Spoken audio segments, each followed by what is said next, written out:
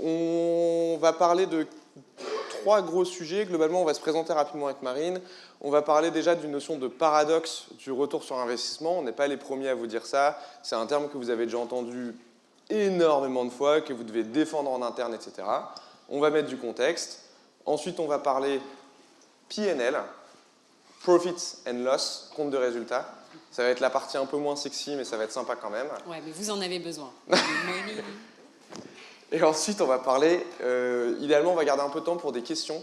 Donc vraiment, n'hésitez pas, et on va essayer de garder le timing en 45-50 minutes. Let's go. Let's go, on est parti. Introduction, Marine, qui sommes-nous? Alors, tu veux que je te présente? Tu veux qu'on échange nos rôles? On fait ça. Donc, François, c'est le fondateur de Fidior. Vous êtes spécialisé dans la voix du client et surtout dans le fait d'utiliser la voix du client pour dégager des insights qui vont vous permettre d'améliorer votre satisfaction client. L'améliorer avec des preuves tangibles, notamment des indicateurs financiers, parce que je sais que c'est souvent ça ce qu'on vous demande, c'est SO what, c'est bien joli de vouloir faire du care, etc. Mais à quel moment est-ce que ça nous rapporte de l'argent, à quel moment c'est rentable? Et personnellement, quand je collabore avec Fidior, je suis toujours très satisfaite parce que je trouve qu'ils ont vraiment cette approche de la rentabilité qui parfois va manquer dans les entreprises. Donc on va vous décortiquer ça aujourd'hui pour que vous deveniez des mathématiciens de la CX. Et Marine, je pense qu'elle n'a pas besoin d'intro. Elle fait ça super bien. La pro CX Advisor qu'on voit partout sur les réseaux et qui est très passionnée aussi. Je pense que ce qui nous allie aussi, c'est qu'on a un point commun. C'est que c'est un milieu qu'on ne connaît pas depuis 20 ans, comme vous pouvez le voir. On est jeunes. C'est ça. Non, mais ce que je veux dire par là, c'est qu'on découvre ça depuis 5-6 ans tous les deux.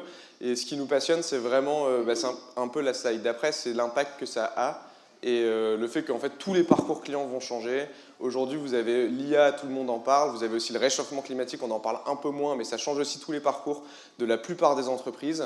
Et en fait, l'expérience client, ce qui est hyper intéressant, c'est que c'est au centre de tout ça. C'est vraiment la fonction qui est au milieu. Et ça nous permet de se réveiller tous les matins et de se dire « c'est quand même cool ce qu'on fait ». Donc voilà. C'est quoi le paradoxe, Marine ? Le paradoxe, c'est qu'effectivement, on en parle beaucoup de l'expérience client. Les entreprises veulent investir sur l'expérience client. En tout cas, elles le verbalisent. Mais derrière cette belle intention qu'on va faire et qu'on va promettre en comité de direction et qu'on va parfois aussi mettre dans nos plans stratégiques, qu'est-ce qui se passe concrètement? Là, déjà, il y a un premier écart, mais cet écart, il est fondamentalement lié au fait qu'on a du mal à prouver le ROI de la CX dans nos organisations. On a du mal pour plusieurs raisons, on va passer rapidement dessus, mais je pense que vous connaissez ces raisons probablement mieux que nous parce que vous y êtes confrontés tous les jours à devoir vous justifier et on sait à quel point c'est relou de devoir justifier de ce pourquoi on est payé tous les mois et de ce qu'on rapporte à l'entreprise. Donc on va essayer de lever ça et de rapporter un petit peu d'équilibre dans la balance parce que vous en avez besoin pour arrêter de vous justifier, c'est pas normal. Et globalement, vous voyez tous ces phrases sur LinkedIn un peu à chaque fois. Les entreprises avec une CX supérieure gagnent X% de CA en plus, qui sont toujours des chiffres qui sont hyper, au final, macro. On parle de 4 trilliards dans la CX, etc. Mais nous, du coup, ce qu'on va essayer de résoudre aujourd'hui, c'est concrètement, moi, dans mon compte de résultats, dans mon entreprise, c'est combien de pourcents, ça me fait gagner combien. On va essayer de casser un peu ce côté gros chiffre qu'on voit un peu partout, parce qu'on se dit 4 trilliards, c'est hyper impressionnant. Mais en fait, si vous allez voir votre directeur général et lui dire attendez, ça fait gagner 4 trilliards, maintenant donne-moi un budget, je vais y arriver. En général, ça ne fonctionne pas. Et alors, on ne voit pas toute la slide, non, c'est juste après. Et ça, c'est justement ce que Marine expliquait, c'est qu'en fait, dans la vie de tous les jours, c'est vachement différent de ce qu'on voit sur LinkedIn, quoi. Concrètement, pour défendre ses budgets, etc. On a déjà un CRM, la roadmap DSI, elle est déjà hyper chargée. Et ce qu'on voit aussi, c'est qu'en fait, il y a en réalité très peu d'entreprises aujourd'hui qui mesurent le ROI de leur expérience client. D'ailleurs, en parlant de ça, il y a un truc qu'on a oublié. Combien aujourd'hui connaissent leur NPS dans la salle? Si vous devez lever votre main. Ouais, trop bien. Combien sont en mesure de... Enfin, on fait le calcul de ROI sur ce NPS aujourd'hui? De dire, ça me fait gagner combien un promoteur, etc. Oh, on a... C'est pas pour quelle entreprise tu travailles, mais bien joué. Du coup, c'est exactement pour ça que c'est un très bon sujet. Maintenant, Marine, pourquoi est-ce que c'est compliqué? Concrètement, entre ce qu'on voit sur LinkedIn, ce qu'on voit dans la vie de tous les jours, qu'est-ce qui rend ça compliqué? Enfin, pourquoi est-ce que c'est compliqué de le prouver? Il y a trois sources de complications. C'est effectivement pour prouver un ROI, il faut avoir des chiffres. Et donc, il faut avoir une certaine maturité sur la data que vous collectez et que vous exploitez. Aujourd'hui, on ne l'a pas toujours. Différentes contraintes nous ont amenés à ne pas avoir ces données. Et donc, forcément, on ne peut pas faire de calcul. Moi, je parle avec beaucoup d'entreprises où, en fait, je leur demande même parfois le coût d'un ticket.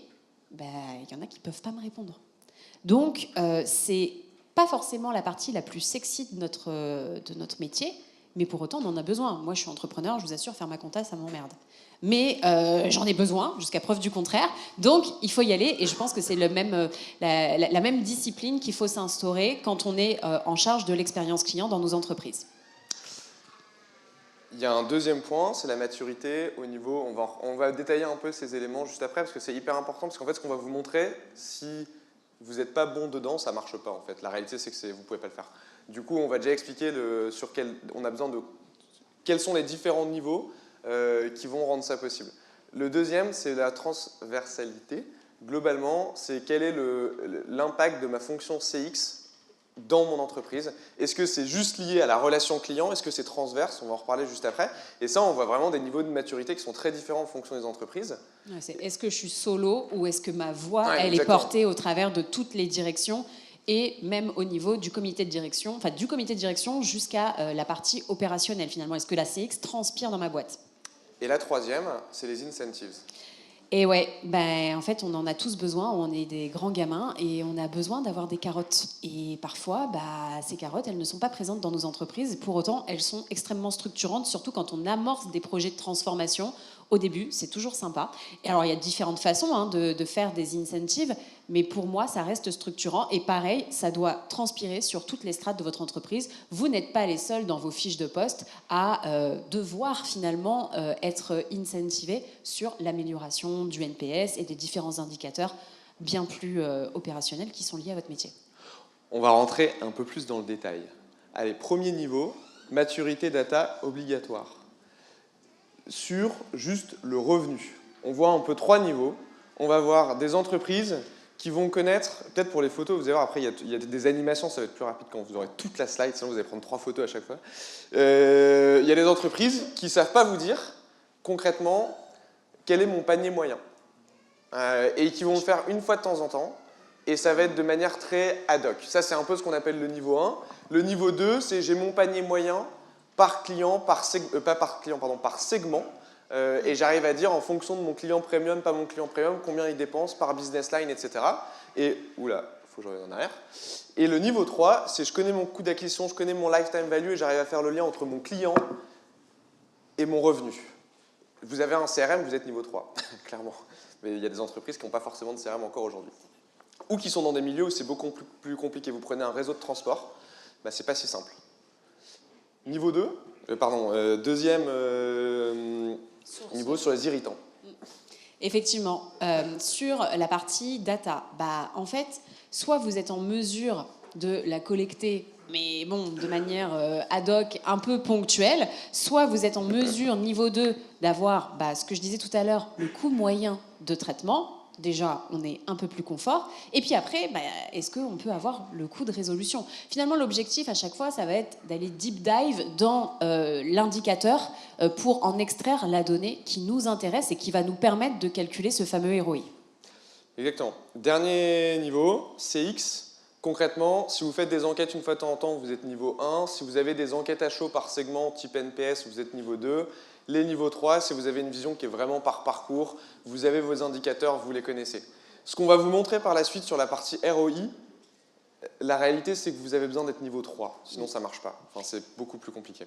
C'est clair. Et il est vrai que, effectivement, on n'a pas mis IA dans le titre de la conf, mais je sais que vous en parlez beaucoup. De toute façon, si vous voulez y aller, beaucoup d'entreprises vont se rendre compte qu'elles ont une dette Et donc, de prime abord, il va falloir d'abord qu'elle passe au niveau 3 de ces 3 piliers pour pouvoir investiguer la partie IA. Donc, c'est la base. Donc, dans tous les cas, ça reste quand même un bon investissement, mais là encore, c'est des sujets que vous connaissez, c'est des sujets que vous faites tous les jours, donc on ne vous apprend rien en vous montrant ça. Ensuite, sur la transversalité, là, c'est un peu ce qu'on a dit juste avant, c'est qu'en fait, si la fonction CX, elle est juste CX égale relation client, c'est niveau 1.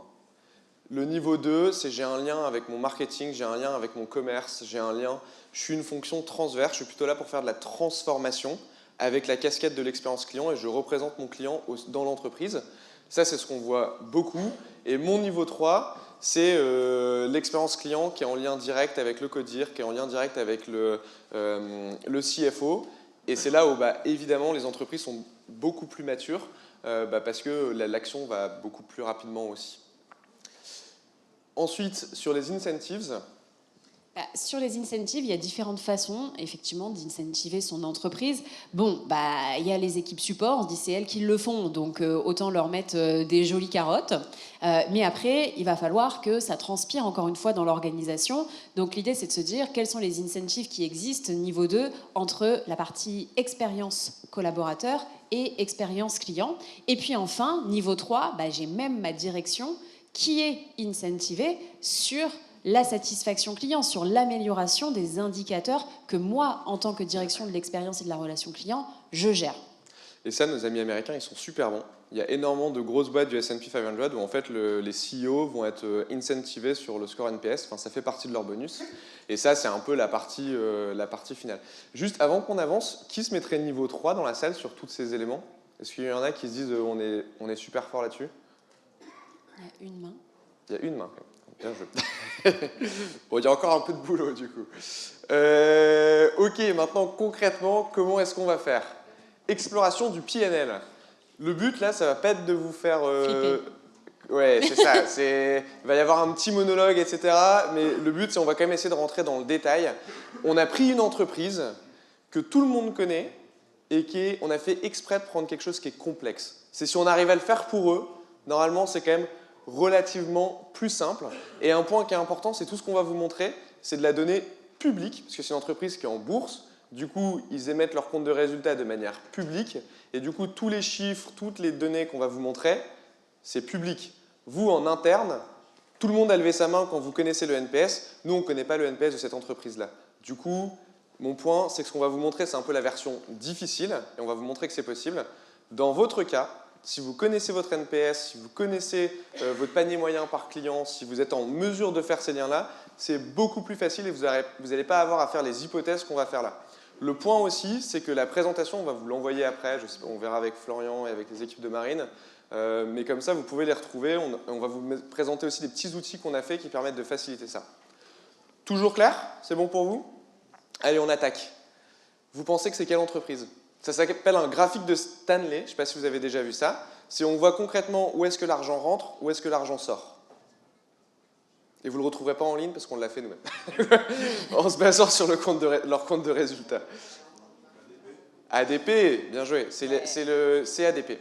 Donc en fait, on s'est basé sur les aéroports de Paris, Charles de Gaulle, ils ont plein d'aéroports dans le monde, mais ce qui est intéressant, c'est qu'ils détaillent dans leur compte de résultats, ils donnent beaucoup de chiffres, et du coup, on trouvait que c'était un bon exemple. Ce qui est hyper intéressant que vous allez voir, c'est que le revenu, il y a plein de sources différentes du revenu, et la réalité, c'est que c'est un peu la même chose dans beaucoup d'entreprises, sauf si vous faites du B2C 100% e-commerce, ce qui n'est pas le cas de toutes les... Enfin, il y a peu d'entreprises qui n'ont que ça. Si on regarde le revenu dans un PNL, c'est plus compliqué que ça. Et ce qui est intéressant, c'est qu'en plus, sur chaque secteur d'activité, chaque secteur va avoir son propre PNL. Nous, on va partir d'une vision plutôt globale, mais en fait, si vous êtes CX dans Retail Activities, vous avez déjà un PNL de 1,5 milliard pour ADP, ce qui est quand même pas trop mal, ma foi. Et ensuite, ce qui est intéressant, c'est qu'on voit Cost of Revenue, Gross Profit, et on voit où est-ce qu'on va dépenser notre argent, et ce qui va rester en Net Profit, et on voit que le groupe ADP, ils sont pas si mauvais que ça. Qu'il reste 328 millions, donc il y a des choses qui font quand même bien. Toujours clair? Si vous avez des questions, dites-le quand même. Enfin, je pense au cas où que... C'est comme quand on retourne un peu en cours de maths. On faisait des pauses, elle nous expliquait des concepts, bien, ok, check, est-ce que tout le monde a compris? Donc dites-le. Ouais, exactement. Parce que le but, c'est pas que vous ressortez avec plus de questions que de réponses. Du coup, la CX, il y a 4 endroits du PNL que ça va impacter très fortement. La partie revenus, de manière évidente, les coûts d'acquisition, les coûts de personnel et les coûts des opérationnels. On va essayer de raccrocher un peu les wagons, mais en fait, si on regarde la slide juste d'avant, on se rend compte que c'est quand même, pour une boîte comme ADP, c'est énorme. C'est toute la partie retail and service que vous voyez à gauche, ça va impacter les opérations à droite, les operation expenses, et ça va impacter les frais de personnel aussi pour tout ce qui va être support client, pour tout ce qui va être le personnel, tout ce qui va être les formations, etc. En réalité, il y a un argument pour dire que ça impacte tout, mais c'est dur de le prouver. Par exemple, quand vous êtes une ligne, donc si on prend leur revenu qui vient de l'aviation, donc les compagnies aériennes qui vont les payer, est-ce qu'avoir un promoteur, ça va impacter au jour le jour? Non. Est-ce qu'avoir des clients qui sont beaucoup plus satisfaits dans les enquêtes de Air France de passer par Charles de Gaulle, sur le long terme, oui. Mais c'est dur à prouver quand vous bossez pour ADP. Ok, on attaque. Il y en a 2 qu'on ne va pas prendre. On ne va pas prendre le taux de rétention. Tu veux expliquer pourquoi? Ok. En gros, le taux de rétention, vous le voyez à chaque fois. En général, quand on parle CX, ROI, on parle toujours taux de rétention, taux de rétention, taux de rétention, taux de rétention. La réalité, nous on a essayé de le faire chez Fideur, c'est qu'en fait, si vous n'êtes pas éditeur de logiciel et votre métier, c'est pas de la récurrence, nous c'est des abonnements, donc en fait, le taux de rétention, c'est très facile à mesurer et c'est très facile à projeter et à faire le lien entre promoteur et rétention. Vous êtes un aéroport, bon courage pour trouver vos taux de rétention. On bosse avec Keolis par exemple à Lille, bon courage pour trouver, vous prenez les transports en commun et vous churnez jamais. Même, il y a un argument pour dire si vous êtes un site e-commerce, vous churnez jamais non plus parce qu'en fait, votre compte client, vous n'allez pas le supprimer. Et du coup, on prend parti de dire on ne va pas traiter ce sujet-là. Maintenant, si vous êtes éditeur de logiciel, soit, vraiment, ça a beaucoup de sens. Oui, là, ça sera très pertinent. Ça sera beaucoup plus pertinent. Il y en a un deuxième qu'on a décidé de ne pas traiter, c'est l'impact sur le personnel, tout simplement parce que vous le voyez déjà partout dans le salon. L'IA pour remplacer la relation client, etc. Nous, ce n'est pas vraiment notre sujet, ce n'est pas ce qu'on fait avec les insights clients, vous le voyez déjà partout, et ce n'est pas forcément ce en quoi on croit. Du coup, on ne va pas en parler non plus. Mais c'est pareil, ça c'est des choses, vous allez parler à n'importe quelle solution d'IA relation client, ils vont vous expliquer comment est-ce qu'ils vous font gagner de l'argent sur ça. Et un autre truc qui est aussi intéressant, c'est que quand vous allez voir des entreprises qui ont vraiment mis ça en place de manière avancée, j'ai entendu, je ne sais pas si ça vous parle, Wise, c'est anciennement TransferWise, c'est du transfert de paiement international, qui est une boîte tech hyper moderne, plusieurs milliers de personnes, etc. Donc ils ont plus de 1000 personnes full tech chez eux. Ils ont mis en place des agents IA 100% autonomes. Et en fait, la conclusion de tout ça, c'est qu'ils n'ont pas cut sur leurs dépenses de personnel, ils font juste plus et mieux. Et du coup, c'est pareil, il y a un argument de dire qu'en fait, pour beaucoup d'entreprises, ça ne va pas les impacter dans l'impact sur le... Oui, le nombre de TP qu'ils ont sur le en PNL actif. dans le day-to-day. Par contre, il y en a un, vous allez voir, où là, pour le coup, on peut attaquer. On va essayer de faire le lien entre le NPS et le chiffre d'affaires. Ça, là, pour le coup, vous allez voir, on peut commencer à rentrer dans le détail. On a besoin quand même de 2 éléments. On a besoin du NPS. Génial, tout le monde a son NPS ici quasiment dans la salle. Donc normalement, pas trop d'excuses pour ça. Après, il y a quelque chose qui est plus compliqué, c'est qu'il faut réussir à faire le lien, pour ce qu'on va vous montrer, entre le NPS, les segments de NPS, donc, et surtout promoteurs et détracteurs d'ailleurs, et combien vous rapporte un promoteur et combien vous rapporte un détracteur. Si vous avez un CRM, easy peasy. Oui, vous êtes censé pouvoir le faire. Vous êtes censé pouvoir le faire. Et on a des clients qui arrivent à le faire. Et là, en fait, le calcul, il est assez simple. On va déjà calculer l'impact des promoteurs, où on va prendre le CA moyen d'un promoteur, combien gagne un promoteur en moyenne, versus mon panier moyen, globalement, si on rend ça plus simple, et on va multiplier ça par le nombre de promoteurs. Ouais, pour les photos, c'est pareil, vous allez voir, il y a plein d'animations, donc on conseille de le faire à la fin. La formule n'est pas terminée. La formule n'est pas terminée, exactement. C'est pas scolaire, mais vous allez voir quand même. Et ensuite, impact sur les détracteurs, impact NPS, du coup, qu'est-ce que c'est? C'est l'impact de mes promoteurs moins l'impact sur mes détracteurs. Et en fait, ça, ce qui est intéressant, c'est qu'on peut aller chercher la valeur d'un point de NPS. Parce qu'en fait, si vous prenez cette valeur, vous le divisez par votre score de NPS, ça vous donne à la fin combien me rapporte un point de NPS. Ce qui est hyper intéressant avec ça, c'est que vous pouvez le faire par business line, vous pouvez le faire par segment client, vous pouvez le faire... En fait, à partir du moment où vous pouvez faire le lien entre vos clients et votre NPS, vous pouvez le faire très facilement. Ouais, là, vous pouvez tirer la ligne et c'est quand même hyper fort de demain pouvoir dire bah, un point de NPS, ça représente XK euros dans ma boîte. Déjà, ça va avorter plein de débats. Et un autre point aussi hyper important, Marine, c'est qu'en fait, c'est très... c'est une vision qui est un peu biaisée parce qu'on prend que les gens qui ont répondu aux enquêtes de satisfaction. Du coup, on peut dire, enfin vraiment, c'est ces personnes-là qui nous ont rapporté autant. Il a failli déraper. J'ai failli dire for sure, pardon. Je l'ai pas dit. T'emballe pas, t'emballe pas. La présidence, bien. Non, mais du coup, ce que je voulais dire, c'est qu'en fait, ce qui est bien, c'est que là, on peut retrouver vraiment l'impact financier par personne qui a répondu à l'enquête, et du coup, c'est hyper factuel. Mais la réalité, c'est que si vous avez un taux de réponse de 10%, bah, en fait, il faut certainement prendre ce chiffre et le multiplier par 10, c'est juste que c'est beaucoup plus dur à prouver devant un CFO. Alors que là, pour le coup, vous pouvez le prouver. Toujours clair jusque-là, j'ai perdu personne? Ok, nickel. On le fait pour ADP. Si vous allez voir dans leur compte de résultats, ce que je vous montre là, vous allez sur Google, vous tapez résultats financiers ADP, vous allez retrouver toutes ces slides-là. On se rend compte que quand dans leur slide de Retail and Services, X-Time Duty Free Paris, ça rapporte 848 millions pour ADP en 2025. Donc, ils connaissent sur cette business line combien ça leur rapporte. Bonne nouvelle pour nous et pour ce matin, ils ont plein d'avis Google.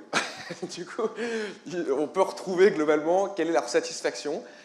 Du coup, ce qu'on a fait pour l'exercice, on a importé 1000 feedbacks qui viennent à la fois des feedbacks de l'aéroport qui est géré par ADP, des X-Time Duty Free et des X-Time Lounge, qui sont globalement ce qui est inclus dans le PNL. Dans la partie duty free. Comment? Ce qui est inclus dans la Exactement, partie duty c'est ce qui est free. inclus vraiment juste avant. Et en fait, quand on fait ça, il y a un autre point qui est hyper intéressant, et c'est pour ça qu'on a pris cet exemple-là, c'est qu'ils partagent le panier moyen. Chose que beaucoup d'entreprises ne font pas. Du coup, pour nous, pour l'exercice, c'est plus intéressant parce que c'est la donnée publique. Duty Free de Paris, 32 €. D'après, en tout cas, ce qu'ils partagent en ligne. Et du coup, ce que ça nous donne, c'est que du coup, on va pouvoir essayer de calculer ces impacts-là. Maintenant, je ne travaille pas pour ADP.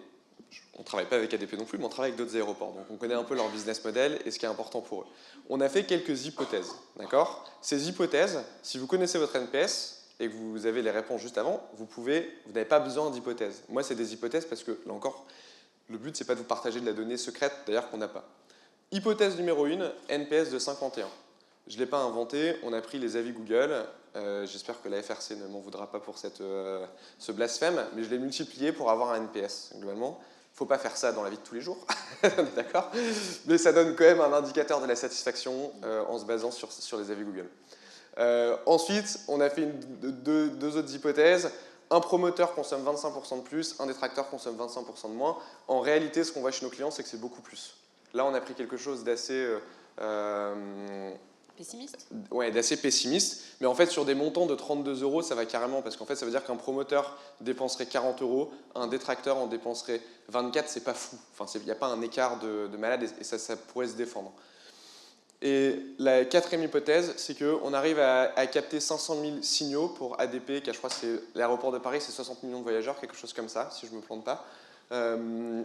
Bon, on a des clients qui arrivent avec beaucoup moins de clients à aller avoir beaucoup plus de signaux. Par signaux, je veux dire avis Google, enquête, réclamation, etc. Donc vraiment du feedback client. Pour ADP, 500 000, ça semble pas fou. Tout le monde suit jusque-là ? Ok, on est parti. Ça ressemble à quoi ? Déjà, on cartographie tous les irritants. Donc ça, c'est dans la plateforme, rapidement. On arrive à voir en fonction des différents moments de leur parcours client, quel est leur NPS, là où est-ce qu'ils sont bons, là où est-ce qu'ils sont pas bons et compagnie. Une fois qu'on a ça, ça nous donne leur NPS, ça nous donne le petit outil qui a été fait par Florian, qui est, je ne sais pas où est Florian, qui est dans la salle, il est là,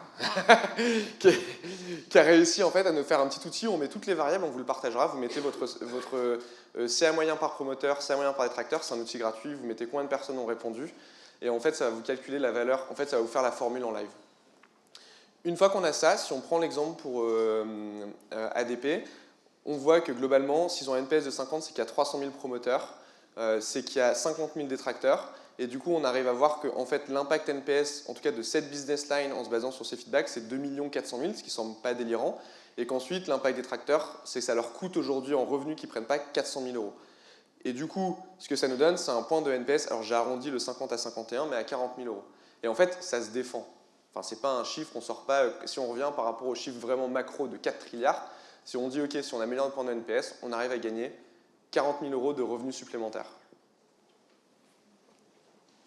Make sense? Oui, on peut juste réexpliquer le 4 trilliards, c'était le 4 trilliards de non-qualité finalement, de perte de mauvaise satisfaction client. C'est le même calcul mais fait macro par des consultants où ils vont chercher plein de consommateurs et leur demander l'évolution de leur panier moyen. Là c'est vraiment, si on vient prendre dans le PNL les business lines qui sont intéressantes, sur les business lines on regarde celles qui sont impactées par le NPS, sur le NPS on fait le lien avec les segments de NPS et le revenu qui leur est associé, on fait le calcul, ça nous sort un chiffre par NPS. Si vous avez du B2B, du B2C, évidemment, vous devez le faire par segment, par business line. Si vous avez des marques, il faut aussi le faire par marque. C'est beaucoup plus cohérent. Mais en tout cas, quand vous voulez aller convaincre votre direction de dire « mais attendez, il me faut, là, niveau expérience client, il faut qu'on arrive à avoir une personne en plus, il faut qu'on arrive à réinvestir dessus », en fait, la réalité, c'est que si on fait le travail et qu'on a le NPS et qu'on a une petite maturité data, ça se fait. Si on ne tombe pas dans le piège de la rétention, si on ne tombe pas dans le piège des gros chiffres qu'on voit sur LinkedIn, on peut vraiment rentrer dans le détail. Toujours clair pour tout le monde ? C'est hyper factuel et je pense qu'en termes d'argumentation face à un CFO, effectivement, on prend quand même des hypothèses, mais c'est des hypothèses qui sont argumentables, qu'au cas où on peut faire bouger. Et là, on sort de tout biais personnel, c'est juste mathématique. Et je pense que les indicateurs qu'on vous présente aujourd'hui, en fait, vous les avez. Donc là, vous avez les ressources pour demain pouvoir aller en comité de direction et dire, bah voilà, un point de NPS chez moi, ça représente X millions d'euros de chiffre d'affaires. Why not? Ok, on en a concocté 2 autres. Donc là, on a attaqué la partie revenu. Maintenant, on va attaquer la partie coût opérationnel. Ça, c'est hyper intéressant. Parce que du coup, c'est là quand même on a besoin d'IA parce qu'il faut réussir à capter les coûts opérationnels, il faut réussir à les quantifier. Et ça, en général, c'est en faisant de l'analyse de verbatim, mais en faisant de l'analyse de verbatim bien. Là, globalement, on va faire plusieurs choses. On va détecter le volume d'un irritant et ensuite, on va essayer d'aller chercher le coût associé du traitement de cet irritant. Ok, je rentre dans le détail.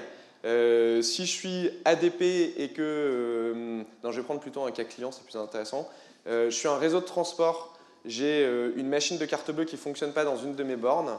Mais en fait, ça, c'est un signal faible qu'on arrive à capter en écoutant les feedbacks. Et en fait, on arrive à suivre son volume dans le temps. Et ensuite, le calcul, ça va être de dire, ok, bah, concrètement, le coût unitaire de traitement, c'est quoi versus le coût de résolution. Et assez rapidement, pour la plupart des irritants CX, en fait, c'est juste une question de temps où un irritant, son impact financier va grandir en fonction du temps. Et il y a un moment, il va forcément devenir plus important que le coût de résolution. On a rajouté une petite subtilité qui est plus compliquée que vous n'avez pas forcément à faire, c'est qu'on a rajouté le delta de NPS fois la valeur du point de NPS. Et par rapport à ce qu'on a vu juste avant, c'est qu'en fait, si on sait dire le NPS et le nombre de clients qui sont liés à un irritant, bah dans ce cas-là, on peut faire le même calcul que ce qu'on a fait juste avant et l'ajouter sur l'impact CX. J'ai toujours perdu personne? Non, nickel. Je vois que tout le monde allait en maths au collège, c'est bien. Le volume de l'irritant, c'est ce qui est vraiment compliqué à aller faire pour les clients feature dans la salle. Ils savent que c'est pas si simple que ça d'aller vraiment trouver l'irritant, le suivre dans le temps et pouvoir faire confiance dans cette donnée-là. Et ensuite, le coût unitaire du traitement, ça demande une certaine maturité aussi. Il y a ce qu'a dit Marine juste avant, le coût du ticket, le coût de la résolution. Mais si vous êtes là encore un réseau de transport, en fait, il n'y a pas forcément quelqu'un qui va venir créer un ticket ou créer une réclamation à chaque fois, en fait. Et par contre, le coût de résolution, pardon, je parlais du coût de traitement, et le coût de résolution, ça va aussi dépendre de l'irritant, parce que j'aime bien donner l'exemple, on travaille avec des stations de ski. Un irritant qu'on voit à chaque fois, c'est il faut refaire les remontées mécaniques, elles ne sont pas assez rapides. Bon, le coût de résolution, il n'est pas évident, quoi. Enfin, il faut lâcher 30 millions. Donc ça ne se fait pas du jour au lendemain. Par contre, vous avez un irritant du style les horaires de la navette ne sont pas à jour. Ça va, de la navette de ski où ils sont toujours à l'heure de l'année dernière, ça se met à jour, ça coûte pas cher. Et du coup, c'est pour ça que le sujet, on aime bien présenter Feedur, nous, dans la notion de dire on vous aide à prioriser les actions, parce qu'en fait, vous avez déjà plein de données, vous avez déjà plein d'indicateurs, et à la fin de la journée, ce qui est important, c'est comment est-ce que vous priorisez là où vous avez le plus d'impact. Et donc, ça rentre dedans. Ok, si on avance un peu là-dedans, concrètement pour ADP, nous, je l'ai fait directement dans la plateforme. Maintenant, prenez vraiment des pincettes avec ce que vous voyez, parce que j'ai mis 32 € en valeur moyenne, et le NPS, c'est pas vraiment NPS, c'est basé sur des avis Google. Voilà, c'est plutôt pour vous montrer comment est-ce que ça peut fonctionner. Mais globalement, en fait, on arrive à détecter les irritants, et de dire ok, ça impacte combien de points de NPS sur un segment donné, et ensuite on vient juste multiplier cette valeur par le coût de... Enfin, donc là en l'occurrence j'ai pris le revenu qui lui était associé. Toujours clair? Ok, on avance. Le troisième, coût d'acquisition. Le coût d'acquisition, ça c'est hyper intéressant parce que celui-ci c'est le plus simple à mettre en place. C'est en fait, on va prendre... alors, il va y avoir une petite subtilité juste avant, c'est qu'on doit savoir d'où viennent nos nouveaux clients. Je ne sais pas si vous avez déjà fait attention, il y a certains services, type des Doctolib, des Blablacar, c'est plutôt des entreprises plutôt tech qui font ça, vont vous demander d'où vous venez en tant que nouveau client. Est-ce que vous venez de la publicité? Est-ce que vous venez d'une recommandation? Est-ce que vous venez de Google, etc. Et en fait, si vous arrivez à identifier dans votre parcours client avec une enquête post-sign-up, post-achat, d'où viens-tu, cher nouveau client, et bien en fait, on vient juste prendre le volume de clients recommandés qu'on vient multiplier par le coût d'acquisition. Et en fait, ça c'est pareil, c'est un argument qui est hyper fort. Il y a une petite subtilité, c'est que vous pouvez aussi aller chercher les clients interceptés. Donc c'est ceux où l'expérience client de vos concurrents est moins bonne. De dire, en fait, je suis parti parce que chez Intel, ça allait pas. Mais c'est pareil, vous prenez un aéroport, ça ne fonctionne pas trop, quoi. Mais donc ça dépend vraiment de votre business model. Mais si vous êtes un site e-commerce, si vous êtes une entreprise, vous avez plutôt un lien direct. C'est pareil, si vous prenez la SNCF ou des entreprises qui sont plutôt en situation de monopole ou quasi-monopole, en fait, ces calculs-là, ça n'a pas vraiment d'impact parce qu'en fait, ils ont pas trop, vos clients n'ont pas trop le choix. Mais si vous êtes une entreprise où c'est compétitif, dans ce cas-là, la notion de recommandation et la notion de client intercepté, c'est hyper facile à aller chercher. Tout simplement parce qu'on a juste à poser la question. Du coup, c'est pas plus compliqué que ça. Et ensuite le multiplier. Donc là, je vous ai donné un exemple de ce qu'on voit parfois en ligne.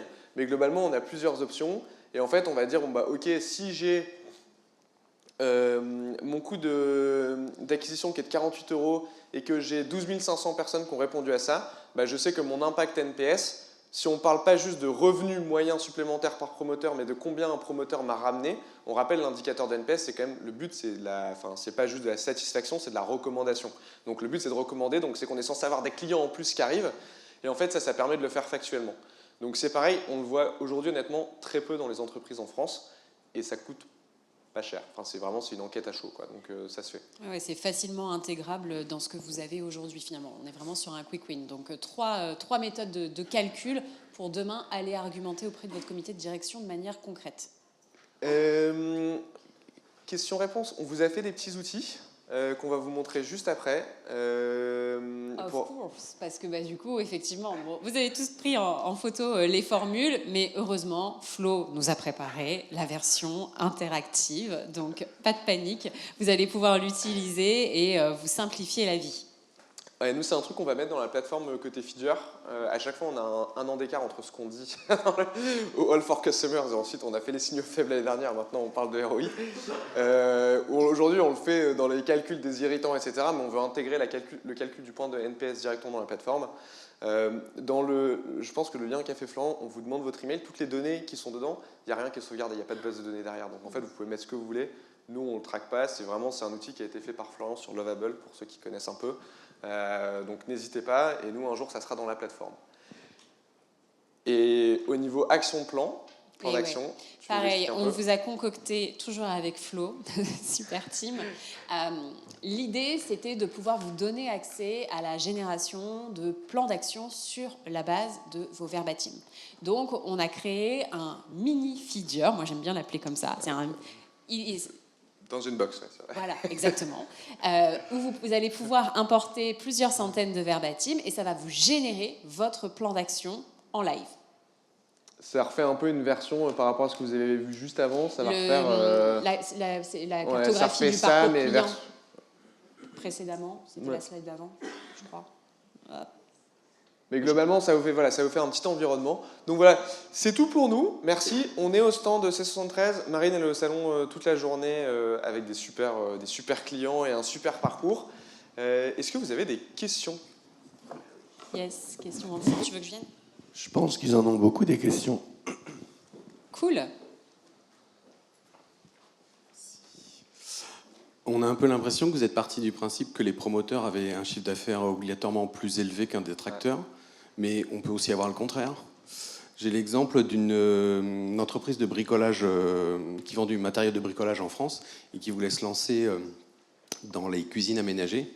Sauf que leur process n'était pas du tout adapté et que c'était une catastrophe. Parce qu'ils n'arrivaient jamais à livrer une cuisine en entier, il fallait toujours qu'ils s'y reprennent à 4 fois. Les clients hyper insatisfaits, alors que le panier moyen d'une cuisine, c'est quand même assez élevé. Donc là, les paniers moyens très élevés avaient un NPS catastrophique, alors que les petits paniers, quand je vais acheter ma boîte de clous et mon marteau, étaient très satisfaisants. Ouais, mais tu le fais par différentes business lines. Du coup, Ouais, pour moi, en c'est fait, pas la même business line. Ça dépend. C'est l'enseigne et c'est ce qui se passe dans le magasin. Donc Et c'est le même circuit. en fait, c'est C'est rigolo. pas le même produit, d'accord, Ouais. mais c'est le même circuit. C'est pas le même, c'est pas la même selling cérémonie, c'est pas le même parcours client. Pour moi, c'est pas pareil. Et en fait, ce qui est intéressant, c'est qu'on a un client qui est exactement le même cas dans la logistique. Où en fait, et c'est pour ça qu'on n'aime pas la notion de churn, parce que c'est pareil, vous envoyez des colis, en fait, vos clients ne churnent jamais. C'est juste qu'ils vont plus ou moins commander, ils vont plus ou moins vous répartir une partie de l'appel d'offres. Et la réalité, c'est qu'en fait, voilà, ces 3 outils, ça dépend vraiment du contexte. On est bien d'accord. Par contre, si vous prenez par exemple le coût opérationnel d'une cuisine quand vous avez un détracteur et qu'il faut aller changer, si on prend le deuxième outil qu'on vous a présenté, bah, ça a beaucoup plus de sens dans l'exemple que vous mentionnez. Parce que par exemple, entre ma boîte de clous, j'ai un problème sur la boîte de clous, versus ma cuisine, j'ai un détracteur qui va m'appeler 4 fois pour que j'aille dans sa cuisine, aller la rechanger, remettre remonter, etc. En fait, le coût du détracteur, dans ce cas-là, certes, il va rapporter plus, et du coup, le point de NPS, je suis d'accord avec vous, ça ne marche pas. Par contre, si vous regardez le coût opérationnel d'un détracteur pour quelqu'un qui fait des cuisines, je pense qu'il est bien plus élevé que pour quelqu'un qui va chercher sa boîte de clous. Donc c'est pour ça qu'en fait, c'est un peu ce qu'on a dit au début. Là où c'est un peu challengeant, c'est que c'est tellement différent. Il n'y a pas une recette magique pour toutes les entreprises, ça va toujours dépendre du contexte, mais c'est un très bon point. Et en effet, la valeur du NPS, du point de NPS, si vos détracteurs dépensent autant que vos promoteurs, voire plus, ça ne sert à rien, parce qu'en fait, vous êtes en train de dire plus j'ai des détracteurs, plus je gagne d'argent. Donc en fait, dans ce cas-là, si on suit la logique, c'est pas une logique qui fonctionne, mais la bonne nouvelle, c'est que c'est dans la plupart du temps, c'est plutôt le contraire qui se passe quand même. Du coup, pour aller dans ce sens-là et plus globalement, comment on contrôle toutes ces hypothèses et comment derrière on a une feedback loop pour peut-être ajuster ces estimations? Du coup, c'est pour ça qu'il faut une certaine maturité data, parce qu'en fait, nous, les clients qui vont être très bons là-dedans, c'est ceux qui sont quand même... si on regarde côté maturité, ils ont une notion de data lake, où en fait, on arrive à faire le lien entre promoteur et revenus. Et en fait, une fois qu'on a ce lien-là, c'est assez facile à suivre dans le temps, parce qu'en fait, on peut les corréler. Et ensuite, pour répondre à votre question, il faut le suivre. Déjà, il faut le savoir, mais ensuite, il faut le suivre et il ne faut pas que ça soit ad hoc. Parce que si c'est fait... là encore, une fois par an pour se donner bonne conscience, pour dire mon budget CX c'est ça, en fait, il faut réussir à avoir vraiment ce côté granularité et ce côté en temps réel. Et du coup, il faut une certaine maturité data. Je ne sais pas si ça répond vraiment à la question, mais le point, c'est pas... faut le faire, pas tous les jours, mais faut faire l'exercice toutes les semaines ou tous les mois. Et du coup, pour vos clients pour qui vous proposez ce genre d'hypothèses et d'estimation, vous faites vous-même des contrôles et vous réajustez des hypothèses en temps réel? Nous, on veut réussir à le faire dans la plateforme. Aujourd'hui, en toute transparence avec vous, on ne le fait pas nativement dans la plateforme, on fait du calcul de coûts d'irritants. On a le NPS, on n'a pas encore le coût de promoteur par NPS, mais c'est quelque chose qu'on veut réussir à régler technologiquement, parce qu'en effet, c'est un peu chiant à faire à chaque fois si on doit le faire à la main. Mais on pense concrètement, pour avoir fait des events CX à Londres, aux US, etc., c'est le même sujet partout. Tout le monde parle de ça. Et la marge d'erreur? En fait, la marge d'erreur, ce qui est intéressant, c'est que si vous ne passez pas sur des moyennes, mais que vous avez le lien entre votre client et combien il gagne, la marge d'erreur, elle n'existe pas, parce qu'en fait, vous pouvez dire concrètement, en fait, on peut aller rechercher, et nous, c'est ce qu'on fait dans la plateforme au niveau de Feeder, c'est qu'en fait, on arrive à dire sur un client, on a tout son contexte. Du coup, on peut dire, si c'est un détracteur, on peut connaître son panier moyen, on peut connaître, et du coup, il n'y a pas vraiment de marge d'erreur parce que vous pouvez retrouver à chaque fois combien ils ont dépensé, combien combien ils sont revenus pour repurchase, encore et encore et encore. Par contre, la limite de ça, c'est que du coup, là où c'est limité, c'est que pour les personnes qui ont répondu. Et la réalité, c'est que tout le monde ne répond pas à vos enquêtes de satisfaction. Et donc, oui, c'est très factuel et on ne peut pas dire le contraire. Par contre, ça représente que les gens qui ont répondu. La suite en C73 peut-être? Est-ce qu'il y a d'autres questions, s'il vous plaît, messieurs, dames? Il y a une question juste là. Il est intarissable. Merci beaucoup pour cette présentation. Moi, j'avais une question sur la maturité organisationnelle de vos clients et notamment les grands groupes sur le sujet de transversalité voilà, et de la présence même des responsables expérience client au CODIR. Donc ta question, c'est quel est le niveau de maturité sur la présence des directions expérience client, comité de direction, et à quel point c'est transversal concrètement? Y compris pour faire monter en maturité les investissements nécessaires en data, monter en maturité pour se porter au niveau de l'entreprise. Ouais. Donc en fait, Tout à fait, bah, c'est une boucle, quoi, clairement. Bon, elle est extrêmement disparate. On voit que ça monte en maturité quand même, mais pour ça, vous avez besoin d'être assis finalement sur des piliers qui sont assez solides, dont la data, donc bah, des outils, et notamment des outils voix du client. C'est pour ça qu'aujourd'hui, moi, je trouve que ce qui est intéressant avec ce que François a présenté, c'est de se dire, OK, bah, comment est-ce qu'on peut gagner en autorité auprès des personnes qui sont à nos côtés, les membres du comité de direction, et qui doivent être nos sponsors, on en a besoin, pour en fait faire clore certains débats. Donc, vous avez besoin de votre leadership, évidemment, ça il est indispensable, mais vous avez aussi besoin d'outils et bah, de quick win un peu. Alors je ne sais pas pour mettre en péjoratif ce qu'on vient de verbaliser, mais de se dire ok, comment est-ce que je peux prouver le ROI? Sans ça, bah, en fait, on va rester dans des choses un peu vaporeuses, très bullshit. Et puis, bah, en fait, il y a quelqu'un à un moment qui va vouloir faire sa BA, qui va mettre un coup de tampon, qui va dire bah, elle est gentille, machin, allez, hop, je vais lui donner un budget. Puis dans 3 ans, vous vous faites virer, quoi. Donc, parce que ça n'aura rien donné. C'est pas ce Je qu'on l'aurais souhaite. pas dit comme ça, mais c'est vrai. Mais non, mais c'est vrai, mais c'est pas ce qu'on souhaite. Il y en aura un, il aura fait sa BA, à un moment, on l'aura saoulé. Donc bon, et puis il faudra trouver quelqu'un d'autre, etc. Non, l'objectif, c'est effectivement, vous avez besoin de la donnée, vous avez besoin de ces outils et vous avez besoin de leadership pour faire du coude à coude avec les autres. Mais la bonne nouvelle, c'est que c'est quand même de plus en plus le cas. Facile. Enfin, la réalité, c'est que je vois Audrey juste devant qui est en mode... Audrey, elle bosse chez Alliance Emploi, elle est directrice expérience client. Elle reporte directement au CEO de Alliance Emploi. Et je pense que pour les budgets, ça facilite aussi parce qu'en fait, tu as un argument...